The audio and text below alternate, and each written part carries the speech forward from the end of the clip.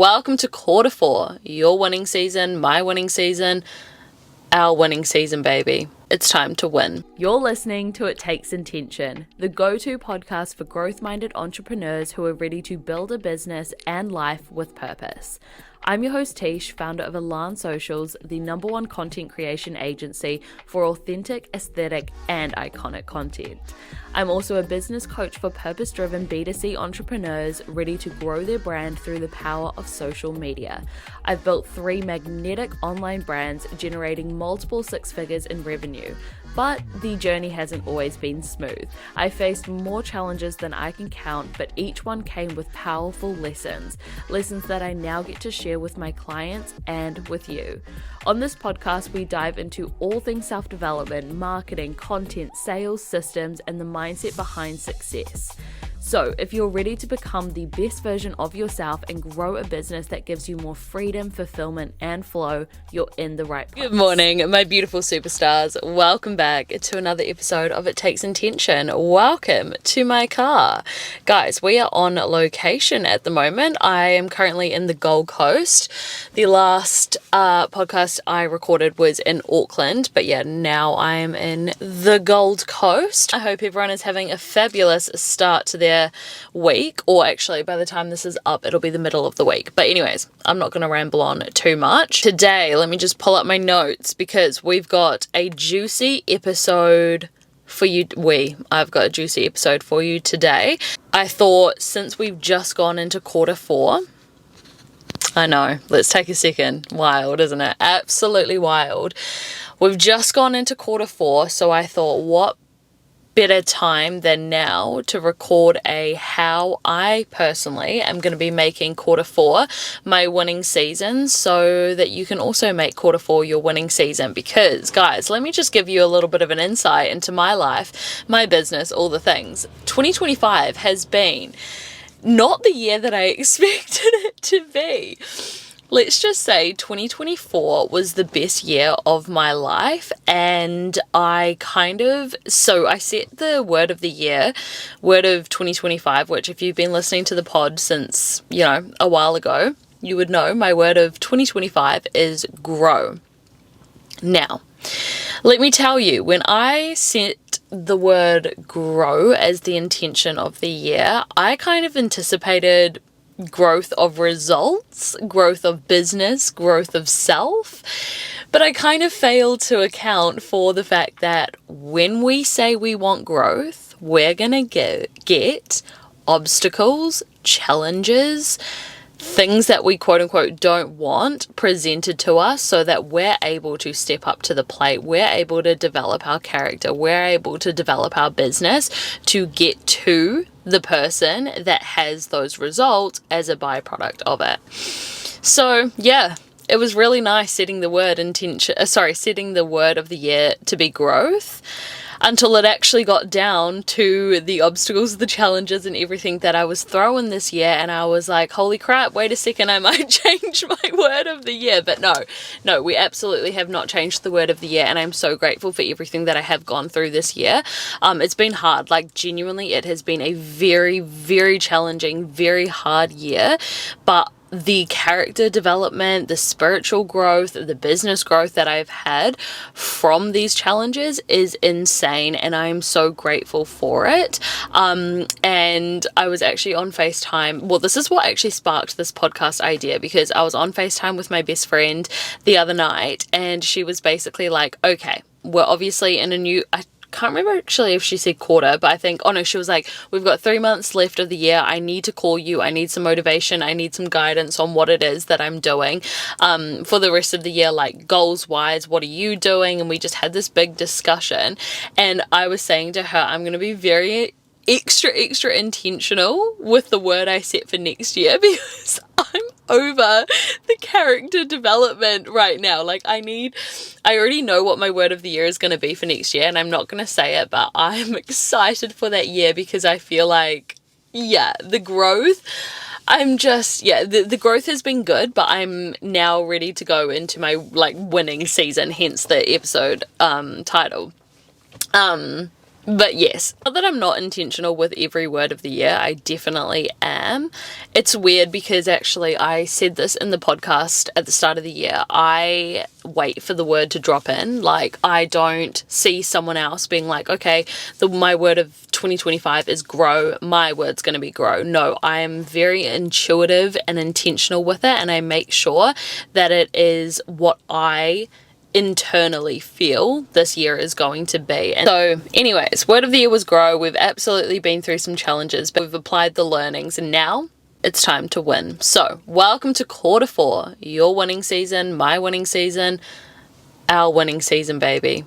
It's time. It's time. So anyways, today I have 5 things that I am doing personally to make quarter 4 my winning season, my business's winning season. So you can take these points away, apply them into your business, into your life, and also win this quarter. Anyways, before I jump into today's episode, if you are a B2C entrepreneur and you are currently struggling with content creation, social media marketing, generating leads and sales using social media, creativity, overwhelm, and consistency, and you are wanting to build magnetic online presence, attract ideal customers, and create content that actually converts without the overwhelm or the second guessing of every single post, you know what I'm talking about. Glow by Tish Coaching is for you. I am going to teach you how to show up, stand out, and sell your products and services online consistently without the overwhelm. So if that sounds like you, and by the way, this applies to you whether you have an existing business or you're wanting to start a business, I am going to leave the links with the next steps in the description box or the show notes. I would absolutely love to hear from you and love to see how I can help you grow your business using social media. So like I said, links will be in the description or the show notes for the next steps there. Fill out your details and then I'll be in touch and we'll talk about how I can help you grow your business. All right, without further ado though, let's jump into the 5 things that I am doing to make quarter 4 my winning season. So number 1 is realizing that the person that you are right now, today, while you're watching this video, is going to be the exact same person that you're going into 2026 as. Now, I'm going to tell you guys a story. Here in the Gold Coast, it is very, very, very common for people to wake up extremely early in the morning. So if you think I'm crazy for waking up at 4 a.m. each day, come to the Gold Coast and see how many other people do that. It is very common to wake up early here. Now, I knew someone who was moving from New Zealand to the Gold Coast, and they knew that, like, you know, in the Gold Coast, it's very common to wake up early, to get up, to be productive, to all the things, right? And they said to themselves, okay, when I move to the Gold Coast, that's going to be me. Like, I am going to wake up early. I'm going to have this really productive lifestyle, all the things. And keep in mind, when they were living back in New Zealand, they were not waking up early. They were not getting up. They were not being productive with their time, right? And they thought that, okay, when I move to the Gold Coast, because I'll be in an environment where it's easier, a lot more people are doing it. It's just, you know, the sun rises at 4:30, all the things. It's going to be easier for me to wake up at 4 a.m. or whatever the time was that they wanted to wake up at. So they thought, okay, when I move to the Gold Coast, that's what's going to happen. Now, when they moved to the Gold Coast, did that happen? No. They continued the exact same habits that they had back in New Zealand here in the Gold Coast. And I watched this all play out. For me, I know this all too well because I used to do the exact same thing with myself. I used to always say, when I am at X or when I am, you know, X, I will do Y. I always used to say it has to be when I am in that environment or when I have that specific thing, I will then do the thing that it is that I was talking about, right? And I knew this pattern all too well. So when this person was telling me that they will wake up early when they go to the Gold Coast, I already knew that unless they actually change their habits and do the thing now, they're not going to do that. The chances are more likely that they will do it over here because yes, okay, environment does play a factor. You know, the sun rising up at 4:30, everyone else is doing it, you're going to be more likely to do it here in the Gold Coast. I completely get that. However, if you're always needing your environment to be perfect before you actually start, you're never going to start. There is a Bible verse that says the farmer who waits for perfect weather before he plants never harvests. I'm pretty sure it's that or something along the lines of that. And it's really teaching us this lesson of, if you are waiting for the perfect conditions, if you're waiting for the perfect moment, if you're waiting for your environment to be set up in a specific way before you take action, before you build those habits, before you actually do the thing, you're never going to do the thing. And I know this firsthand from years and years of experience doing this in my business, in my life, with habits, all the things. Until you actually take the action, regardless of your circumstances, nothing will change. Another example is this podcast right now. I actually thought that I would be going back to New Zealand probably quite a bit sooner than I actually am going to be going back to New Zealand in. And I said to myself, maybe I'll just wait until I go back to New Zealand to get back on the podcast to make some more YouTube videos, because it's just easier. I'm at home. I'm able to record it in my apartment. It's easier to edit. Right now in Australia, right now in the Gold Coast, I'm here, there, and everywhere. I've got client work that I'm doing. I've got meetings. I'm trying to do my health and fitness. I'm trying to catch up with friends. Everything is a little bit chaotic right now in Australia, but I knew that if I didn't just sit down and do the damn thing here in Australia, I'm not going to be doing it back in New Zealand, because it's a habit that needs to be built, because you need to actually show up regardless. And so, keeping all those examples in mind, when we think about you going into 2026, 3 months from now, you are going to be the exact same person. You're going to be doing the exact same things as you are doing now. I guarantee you. So unless you actually change your habits, who you are right now, don't expect to go into 2026 as your dream self, having your dream business, whatever the thing may be, if you're not actually intentionally taking those actions and making those changes right now. So for me, the goals that I have for 2026, who I want to be in 2026, I am practicing the habit and being the person that I want to be going into 2026 now, right now, today, being October 2025. If I am believing, thinking, and acting like the person that I want to be in 2026 today in October, I know that going into 2026, I'm going to be that person. So that is point number 1. Point number 2 is I am questioning every single thought and belief that I have. This is very interesting, this point actually, because this is the process that I did way back, when I first changed who I was to become my quote unquote dream self at the time, the past, I guess you would say, dream self that I had. To become her, I had to change my beliefs. I had to change my thoughts. I had to change my actions, right? The interesting thing is when you become that person and then you're no longer actually taking action and trying to change who you are from a place of I am so desperate to change. It's more okay, I've changed myself and now I'm wanting to elevate into an even higher version. When you're then going through that process, it's a lot more different, because what happens is you actually, those beliefs that you ended up rewiring and changing then become your comfort zone, and they actually become the thing that blocks you from becoming the even higher level. You're always having to change and adapt to make sure that you're stretching and growing yourself into a new level. And it's very easy to, because they worked for you in the past, think that they're going to work for you again in the future, where actually they're the beliefs, they're the things that you're actually having to let go of, even though they worked for you in the past, to become this new version of yourself. And I really hope that makes sense. But basically, I'm questioning myself, because a lot of the time, pride and your ego can come in the way of I know what to do. It worked for me in the past, or it's worked in this way, or I know how to do this, that, and the other, that you block off the opportunity to learn a new way, which is the way that's going to help you get even higher. Again, I hope that makes sense. So this is where it's super important to make sure that your ego is down and that you're actually questioning yourself, because a lot of the times what you think is right is not actually right, or it's not actually the thing that's going to get you to where it is that you want to go. So I would always encourage you to actually question your beliefs. If the thoughts and the beliefs that you are thinking are actually true, and it's kind of just don't always believe every thought in your head. That was a huge lesson for me. I used to always believe everything that really kind of came into my mind.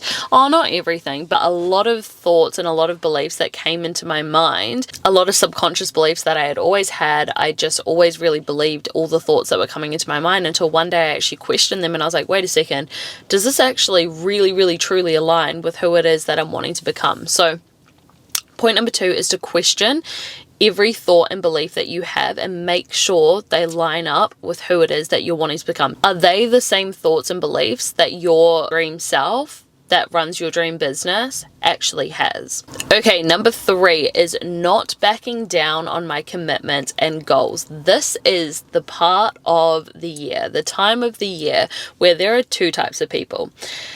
The first type of person sees that, oh my goodness, we have 3 months left of the year. Where did this year go? What the heck? I am still not where it is that I want to be. And then they think, okay, whatever, I'm just not even going to think about it. 2026 is going to be my year. This new year, I'm going to lock in. Okay, I'm going to do it all next year. Next year's going to be my year. There's that type of person. And what they do is they slow down. They go, okay, it's too late, right? They have the it's too late mindset.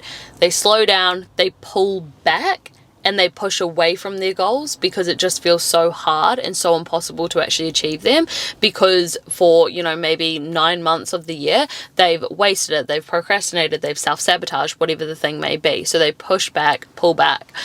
The other person sees that, oh my goodness, we have 3 months left of this year. That is 3 whole ass months that I can lock in. I can show up for myself. I can push hard and I can go fast. They are the type of people that are like, let's freaking go.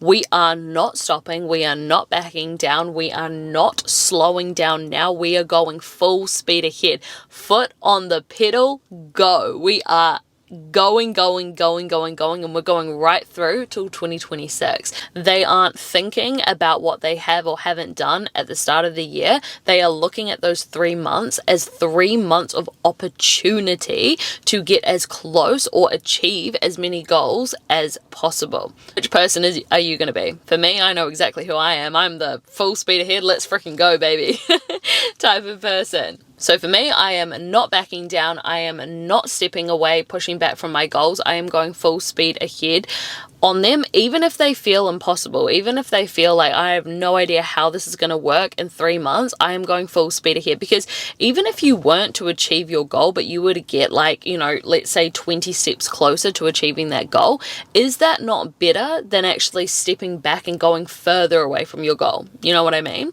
So I am personally going to be doubling down on support and accountability. I'm going to be leaning into my coach harder than ever in this season, and really using her for a lot of accountability, so that I'm really showing up, giving my all, going full speed ahead, really doing as much as I possibly can, getting her to call out any blind spots that I have, really helping me to hold that standard and actually reach that standard. Before is I'm going to be refining my rhythms and my routines to best support my efficiency and productivity. So you guys know I am the biggest productivity lover, for lack of better words.